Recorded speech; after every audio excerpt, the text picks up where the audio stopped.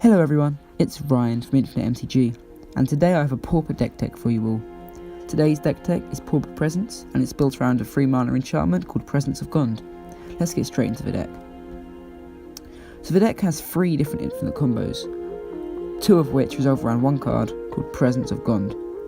Now Presence of Gond is a 3-mana enchantment aura, 2 and a green, that says, enchant creature. Enchanted creature has tap, create a 1/1 green elf warrior creature token. Running full Presence of Gond because it's vital to the deck.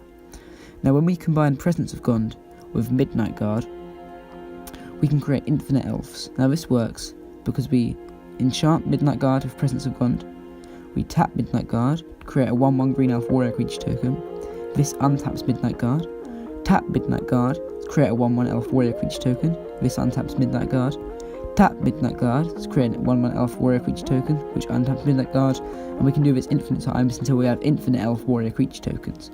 Now again we're running 4 Midnight Guards, because this combo is really good. Now the next combo also resolves around Presence of Gond, however we add 2 different cards instead of Midnight Guard, one of which is Devoted Druid. Devoted Druid is a 2-mana creature, elf druid, that says tap, add green to your mana pool. Now we can put a -1/-1 counter on Devoted Druid to untap it. This is really good with Presence of Gond, because even if we don't have the third part of the combo, we can tap it, untap it, then tap it again to create 2 elves in one turn. When we have the third part of the combo, Sigil of the Nayan Gods, it becomes an infinite combo. So Sigil of the Nayan Gods cost 1, a green and a white, it's an enchantment aura. It says, enchant creature. Enchanted creature gets +1/+1 for each creature you control. Now we're running 4 of each of these cards in this combo. So what we do is we tap the druid to create a 1/1 elf warrior, put a -1 counter on the druid to untap it. Because of Sigil of the Nayan Gods, the druid won't die from having 2 -1/-1 counters on it. So we can repeat this infinite times. The final combo in the deck doesn't require Presence of Gond. Instead, we need Ivy Lane Denizen. Ivy Lane Denizen costs 4 mana. It's a creature elf warrior, and it says, whenever another green creature enters the battlefield under your control, put a +1/+1 counter on target creature. Now if we have an Ivy Lane Denizen on the field while we're doing the Presence of Gond combo, we can create an infinite creature as well, which is really good. Now when you combine Ivy Lane Denizen with Safehold Elite, which is a 2-mana, 1 generic and 1 white or green, that has Persist, when this creature is put into the graveyard from play, if it had no -1/-1 counter on it, return it to play under its owner's control with a -1/-1 counter on it. Now if the Safehold Elite dies, it returns with a -1/-1 counter. Trigger Ivy Lane Denizen, you can put a +1/+1 counter on it. The -1 and +1 counters cancel each other out, and it's got no counters on it whatsoever. So we can add any sacrifice outlet, and these two will go infinite together. I've chosen Bloodthrone Vampire, so what we can do is we sacrifice the Safehold Elite to Bloodthrone Vampire. It will return because of Persist. Ivy Lane Denizen puts a +1/+1 counter on the Safehold Elite and cancels out the -1/-1 counter. And we can repeat this infinite times until we've got an infinite Bloodthrone Vampire. Again, we're running 4 copies of each card in the combo. Next up, we're talking about fixing. Now we are going 3 colours, although black's mainly a splash, so we're running 4 Evolving Wilds. Evolving Wilds is a really good card in any deck that's got more than 2 colours. We can tap and sack it to search our library for a basic land card and put it onto the battlefield tapped, then shuffle your library.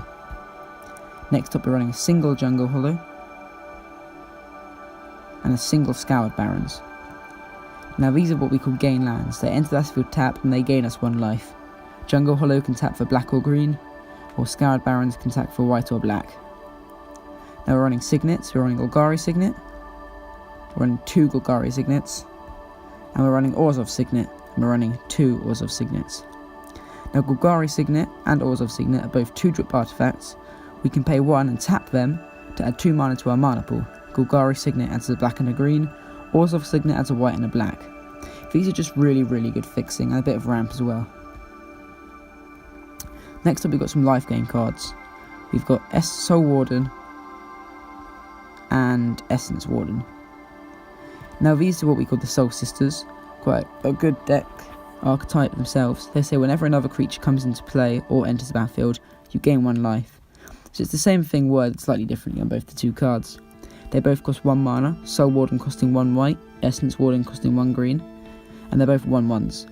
Now these are really good creatures, because if we can create infinite elves, we'll also create infinite life with Soul Warden or Essence Warden on the field. Also, the deck doesn't have any other 1-drops, so they're really good to fit into the 1-drop slot. Next up, we've got the rest. Now all we're running here is 2 Elvish Visionaries. Elvish Visionary is a solid card, costs 1 and a green, and it says, when Elvish Visionary enters the battlefield, draw a card. It's a 1/1, it's a nice blocker, it's just a really good way to start getting through the deck. Now for lands, as you've already seen, we've got the single Jungle Hollow, the single Scoured Barrens, the 4 Evolving Wilds, then we've got 6 forests, 6 plains, and 2 swamps. Now let's talk about sideboarding. Now I always say when you're sideboarding, build it around your meta, so don't take this as the sideboard you need to build. Now I've put in 4 Standard Bearers. Standard Bearer is a really good card. It says, if an opponent plays a spell or ability that could target a flag bearer in play, that play chooses at least 1 flag bearer as a target.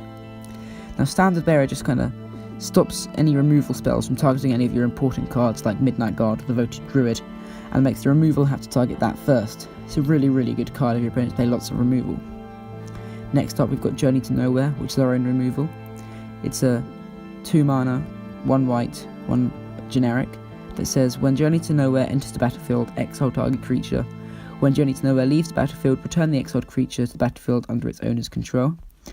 There's 4 of these in the sideboard. It's a really good card, unless your opponent can exile enchantments, which would be bad for you. Now we've got 4 Unmake. Unmake is an amazing instant. For 3 mana, any white or black, you can exile target creature. Really good removal, so if your opponent plays lots of big creatures, really good card to sideboard in. Again, we've got 4 of those. And next up, we've got Crushing Vines. Crushing Vine costs 2 and a green. It's an instant, and it says, choose 1, destroy target creature with flying, or destroy target artifact. And you've got 3 Crushing Vines. So that's Pauper Presence. Please, if you like this video, please like, subscribe, comment down below what you think of the deck, and go make sure you check out my Instagram, infinite_mtg. This has been Ryan. Thanks for watching.